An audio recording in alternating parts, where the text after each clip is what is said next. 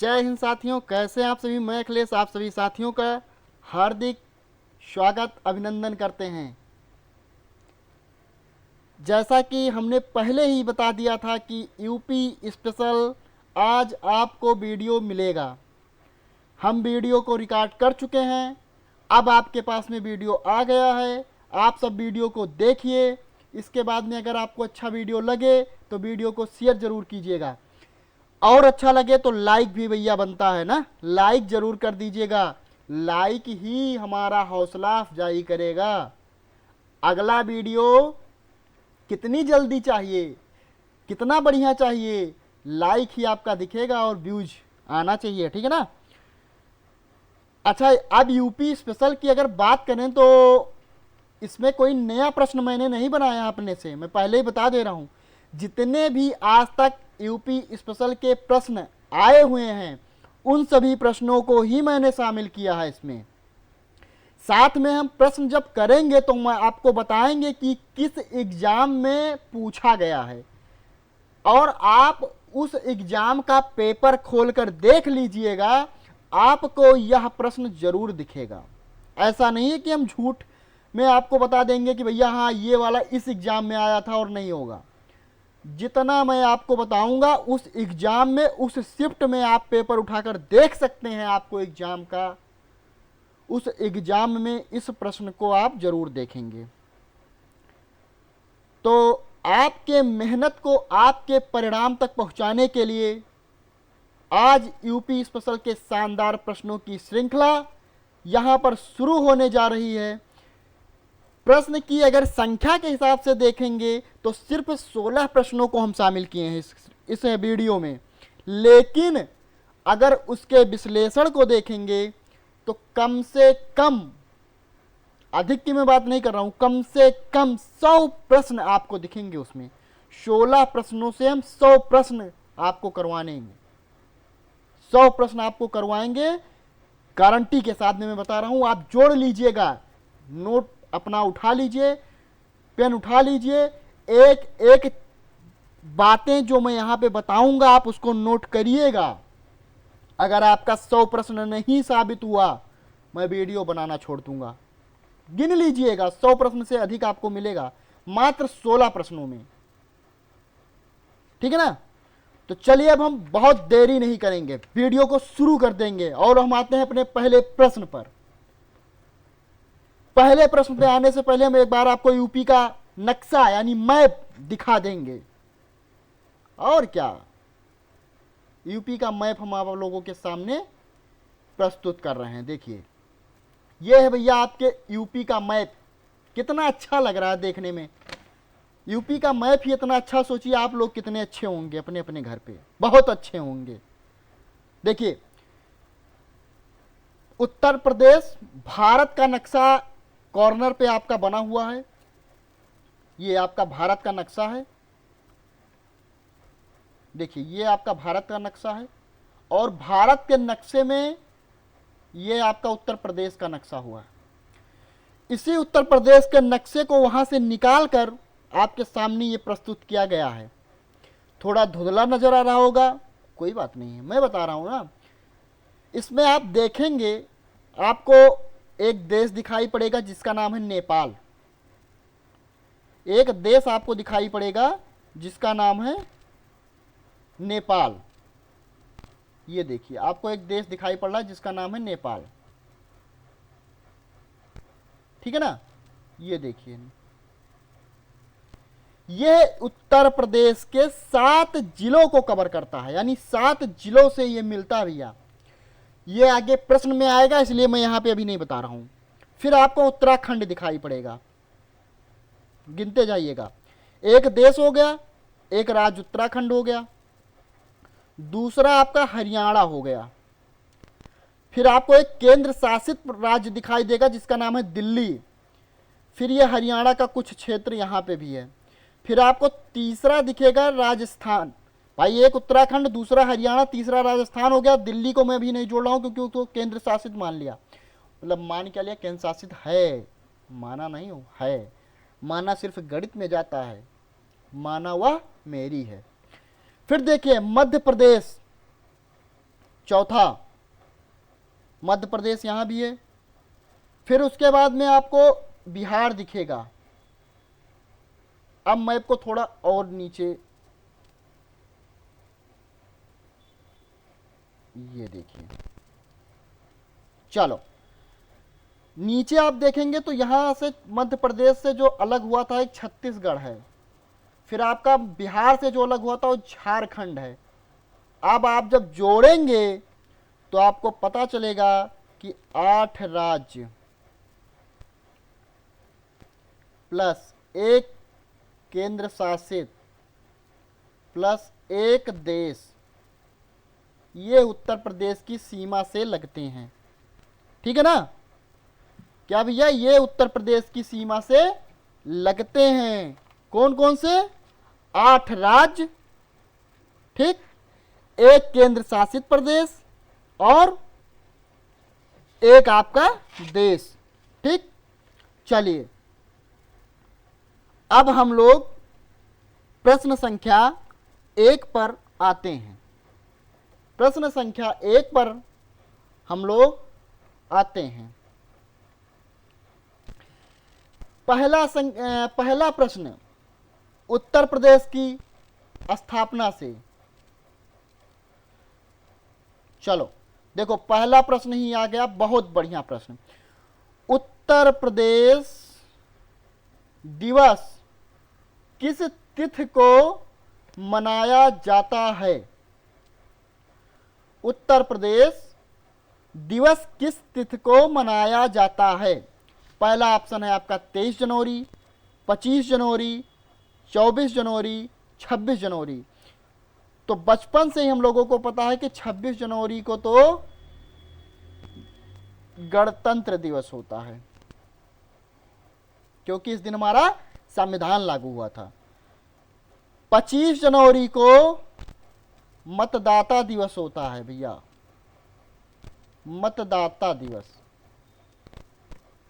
ठीक, यानी हमारे पास कौन सा ऑप्शन बचा? तो 24 जनवरी को उत्तर प्रदेश दिवस मनाया जाता है। अब 24 जनवरी को ही क्यों मनाया जाता है? तो मित्र 24 जनवरी 1950, 24 जनवरी 1950 को संयुक्त प्रांत, यानी उत्तर प्रदेश का पहले नाम क्या था? संयुक्त प्रांत। संयुक्त प्रांत से उत्तर प्रदेश नाम रखा गया था, उत्तर प्रदेश नाम रखा गया था। इसलिए 24 जनवरी को ही उत्तर प्रदेश दिवस मनाते हैं। ठीक, अब एक प्रश्न आपसे और होगा। प्रश्न ये होगा कि पहली बार उत्तर प्रदेश दिवस कब मनाया गया? यानी पहली बार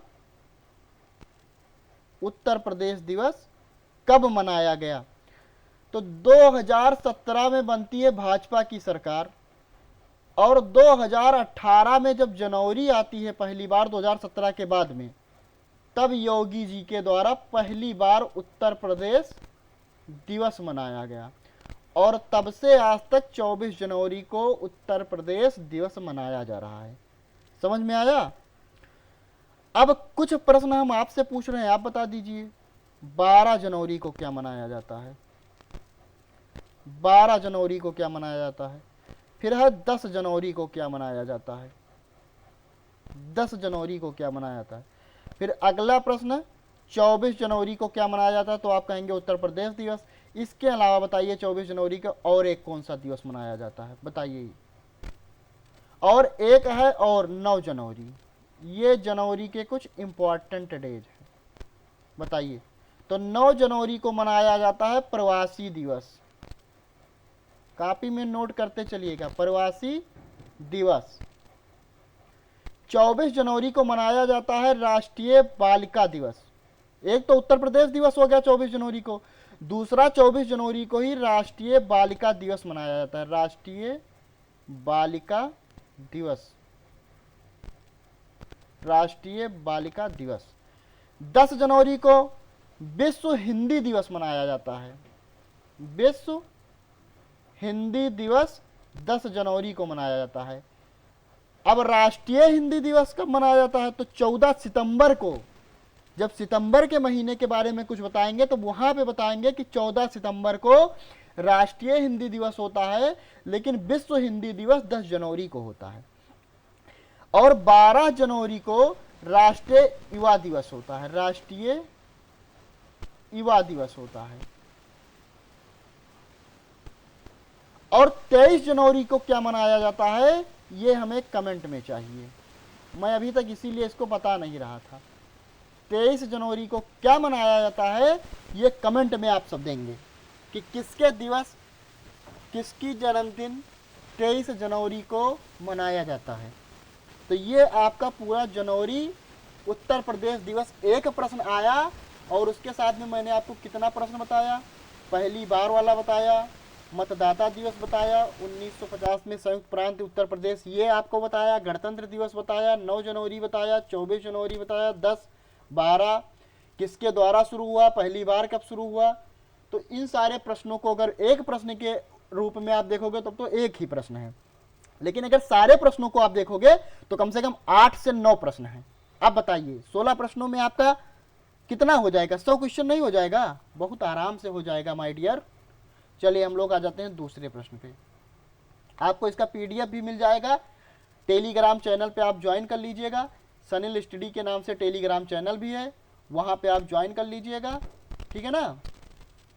वहाँ पे आप ज्वाइन कर लीजिएगा, वहाँ से आपको पीडीएफ भी मिल जाएगा।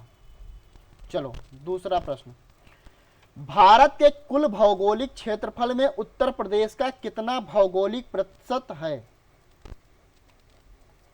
अगर बैकग्राउंड आप लोगों को दिक्कत हो रहा होगा तो आगे से हम बैकग्राउंड ब्लैक कलर में या व्हाइट कलर में लेकर आएंगे, ठीक है ना। आज आप लोग एडजस्ट कर लीजिएगा। भारत के कुल भौगोलिक क्षेत्रफल में उत्तर प्रदेश का कितना भौगोलिक प्रतिशत है, बताइए। तो उत्तर प्रदेश का जो क्षेत्रफल है वो है 2,40,928 वर्ग किलोमीटर। और भारत का क्षेत्रफल कितना है? तो भारत का क्षेत्रफल है 32,87,263 वर्ग किलोमीटर। अब अगर इसका प्रतिशत आप निकालेंगे तो 7.33%। तो यानी हमारा कौन सा ऑप्शन सही हो गया? पहला ऑप्शन हमारा सही हो गया। 7.33% भारत के कुल भौगोलिक क्षेत्रफल का उत्तर प्रदेश का भौगोलिक प्रतिशत है, ठीक है ना। अच्छा, क्षेत्रफल की दृष्टि से भारत का चौथा राज्य भी उत्तर प्रदेश ही है। ये आगे भी प्रश्न में आएगा, इसलिए यहाँ पे बस केवल बोल दे रहा हूँ, लिखा नहीं रहा हूँ, ठीक है ना। अच्छा हाँ, एक बात तो मैं भूल ही गया बताना। पहले प्रश्न पे जो पहला प्रश्न अभी हम आपसे पूछे थे वो आपका आया था, पहला प्रश्न यूपी पीसीएस प्री 2022 का पेपर उठा के देख लीजिएगा। यूपी पीसीएस प्री 2022 का पेपर और लोअर एग्जाम 2019 का, लोअर एग्जाम 2019 का पेपर उठा के देख लीजिएगा। जो अभी पहला प्रश्न हम दिवस पूछे थे वो आया था। आपको बहुत आसान प्रश्न लगा होगा, लेकिन एग्जाम देखिए, यूपी की सबसे बड़ी परीक्षा है यूपी पीसीएस, उसमें वो प्रश्न आया था। अब आप सोच सकते हैं कि किस लेवल का मैं आपको बता रहा हूं। ये आपका जो दूसरा प्रश्न है यह आया है जीआईसी लेक्चरर में, जीआईसी लेक्चरर में आया है, ठीक है ना। और उत्तर प्रदेश पुलिस 19 जून 2018 में सेकंड शिफ्ट में पेपर हुआ था, उसमें ये आया था, सेकंड शिफ्ट में यही सेम प्रश्न आया था, ठीक है ना। तो ये मत सोचिएगा कि ये प्रश्न आसान है, आपको आसान लग रहे होंगे क्योंकि आपको आ रहा है। ये प्रश्न प्रीवियस ईयर में आए हुए हैं। चलिए हम लोग तीसरे प्रश्न पे आ जाते हैं। तीसरे प्रश्न में आए, उत्तर प्रदेश सरकार ने किस ऐतिहासिक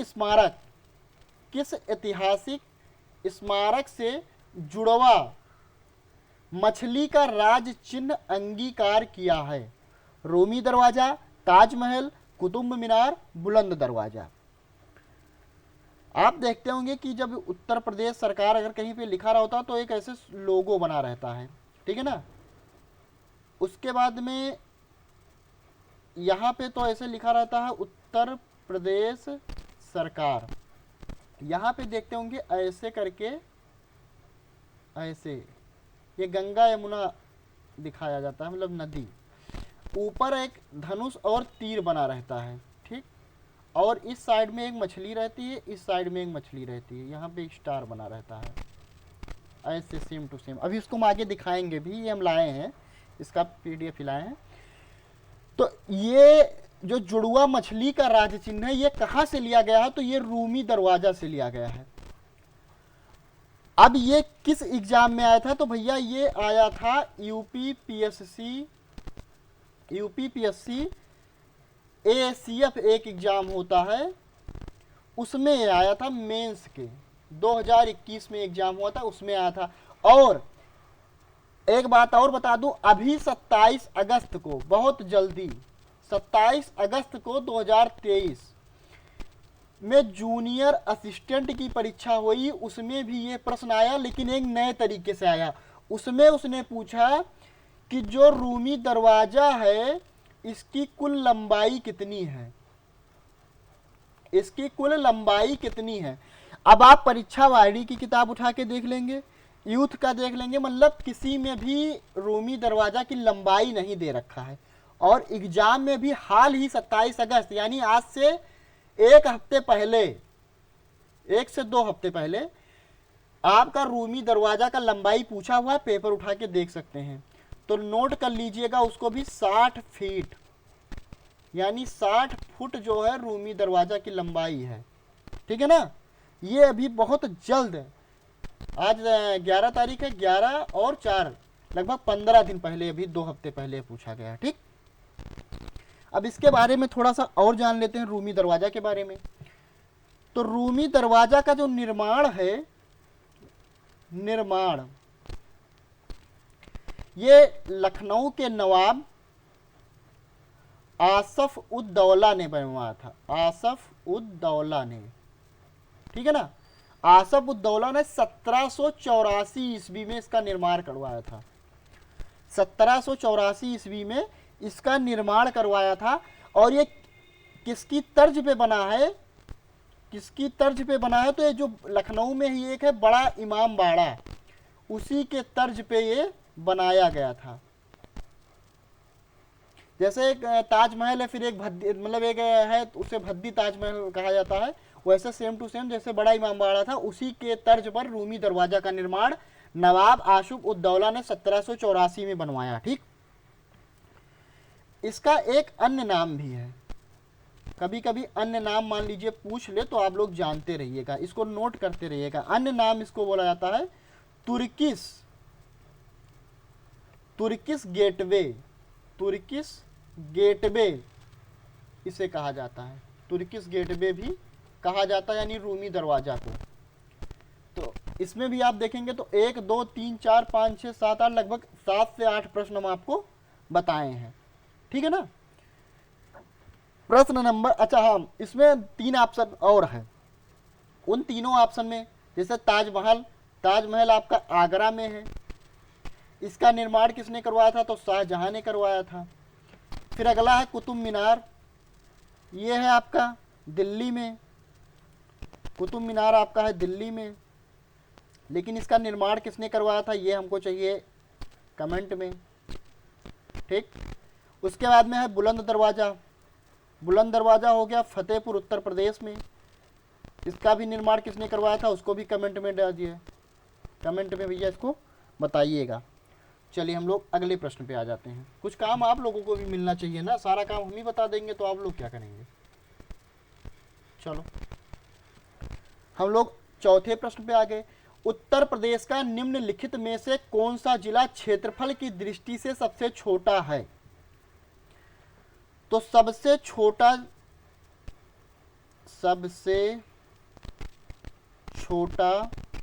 जिला किस दृष्टि से, क्षेत्रफल की दृष्टि से, क्षेत्रफल की दृष्टि से आपका हापुड़ है, हापुड़, 660 किलोमीटर वर्ग, ठीक है ना। और सबसे बड़ा जिला किसमें, क्षेत्रफल में, लखीमपुर खीरी,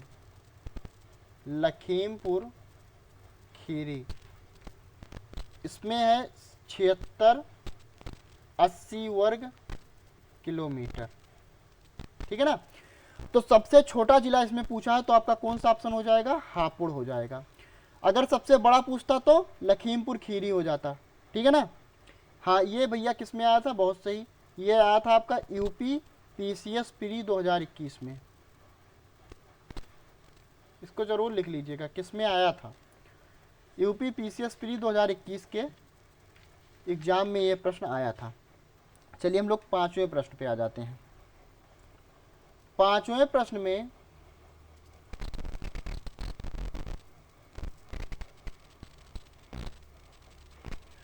उत्तर प्रदेश का राजकीय पक्षी है, पूछा है उत्तर प्रदेश का राजकीय पक्षी है, तो ये आप सभी को पता है कि सारस, या इसी को क्या बोलते हैं, क्रोंच। अभी कुछ दिन पहले बहुत चर्चा में था एक सारस ना, बाकी और इसके आगे मैं कुछ नहीं नाम लूंगा, लेकिन इतना जानिए कि सारस अभी कुछ दिन पहले उत्तर प्रदेश में बहुत ही चर्चा का विषय था। तो ये उत्तर प्रदेश का राजकीय पक्षी है और इसे कोई अपने यहाँ पाल नहीं सकता है, इसीलिए चर्चा का विषय था। एक लोग इसको पाल लिए थे, फिर वो जैसे होता नहीं, कोई चीज़ वायरल हो जाती है तो थोड़ा तो वो वायरल हो गया, वायरल होने के बाद में फिर उसको जो अधिनियम है, उस अधिनियम के तहत उसको ले जाके अपना जहाँ भी पक्षियों का रखने का स्थान है वहाँ पहुँचा दिया, ठीक है ना। चलिए वो सब बात की बात है, कोई हम लोगों से उससे मतलब नहीं है। तो राजकीय पक्षी सारस या क्रोंच है।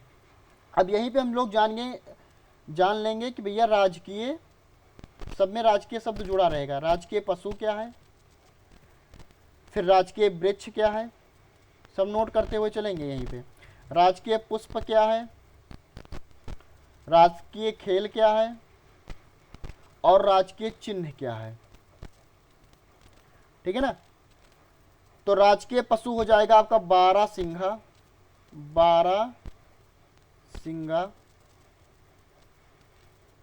वृक्ष हो जाएगा आपका अशोक, राजकीय वृक्ष अशोक। राजकीय पुष्प प्लास, या इसे टेसू भी कहते हैं, टेसू। और टेसू जो है ये 4 जनवरी 2011 से अस्तित्व में आया, 4 जनवरी 2011। खेल जो है आपका हॉकी ही है। और चिन्ह जो इसका है वो एक वृत्त में 2 मछली, एक तीर धनुष, ठीक है ना। 1938 में स्वीकृत हुआ था, 1938 में स्वीकृत हुआ था, नोट कर लीजिएगा, ये चिन्ह 1938 में स्वीकृत हुआ था। तो प्रश्न नंबर 5 आप लोगों के सामने पूरी तरीके से पोस्टमार्टम हो चुका है, आप लोग नोट कर लीजिए। तब तक हम थोड़ा सा पानी पी लें, फिर क्वेश्चन नंबर 6 पे आते हैं।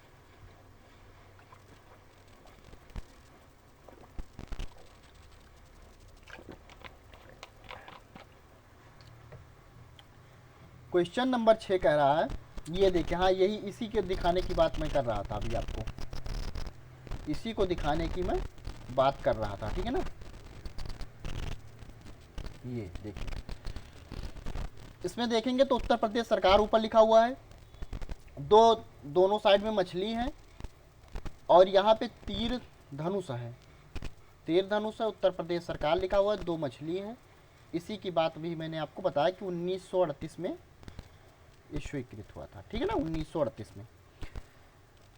उत्तर प्रदेश के राजकीय चिन्ह में नहीं है भैया, मैंने बताया ना कि मछली है, कितनी मछली, तो 2 मछली है, धनुष भी है और तीर भी है। क्या नहीं है, तो भैया मोर नहीं है, हमारा ये वाला ऑप्शन हो जाएगा, मोर नहीं है, क्योंकि यहाँ पे नहीं प्रश्न पूछा है, तो मोर नहीं है, ठीक है ना।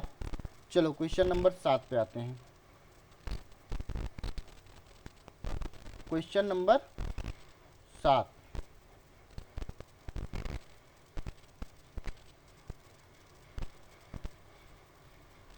यहाँ पे थोड़ा सा गलती हुआ, इसको थोड़ा सा सुधार करना पड़ेगा, सुधार करना, थोड़ा सा सुधार कर लें यहाँ पे।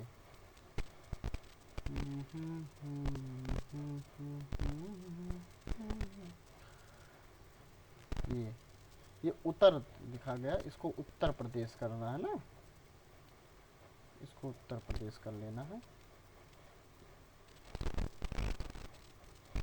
चलो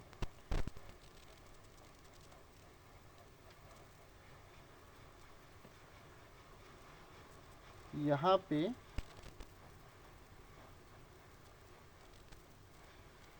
उत्तर प्रदेश लिख दीजिए।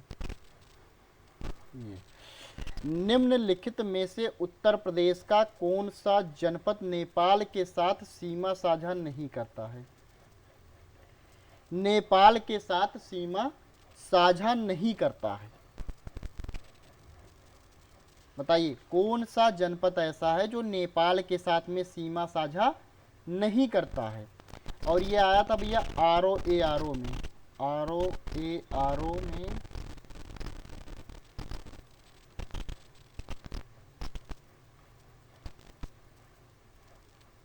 ROARO 2021 प्री के एग्जाम में, ROARO प्री 2021 में आया था, ठीक है ना। चलो तो आपको हम पूरब से पश्चिम लिखवा देते हैं कि कौन कौन सा जनपद नेपाल के साथ में सीमा साझा करता है, उसी से आप इसमें देखिएगा कि कौन सा नहीं करता है। तो पूरब से पश्चिम की ओर हम लोग चलेंगे, ठीक है ना, पूरब से पश्चिम की ओर चलेंगे। तो पूरब में सर्वप्रथम आता है आपका महाराजगंज, महाराजगंज, ठीक। फिर आपका आता है सिद्धार्थनगर, ये सारे नेपाल से सीमा साझा करते हैं। अब जो इनमें लिखवाऊंगा 7 जिला आता है, 7 जिला नेपाल के साथ में सीमा साझा करता है, उन 7 का नाम लिखवाऊंगा, उसके बाद में आप इसमें से देख लीजिएगा कि कौन सा नहीं है, ठीक। तो पहला हो गया महाराजगंज, दूसरा हो गया सिद्धार्थनगर, तीसरा हो गया बलरामपुर,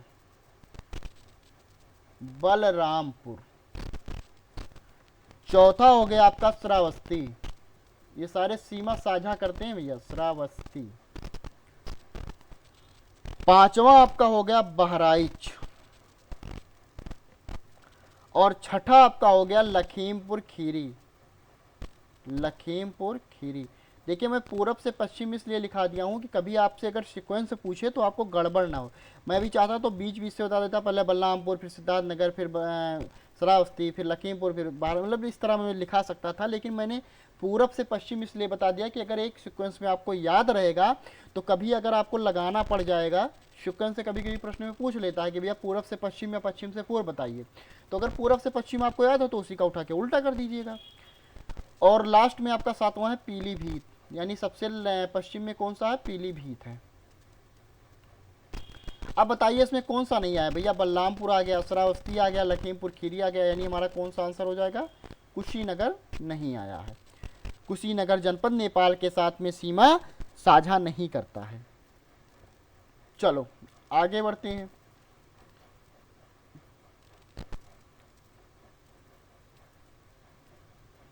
बहुत ही बड़ा हो जाता है कभी कभी मेरे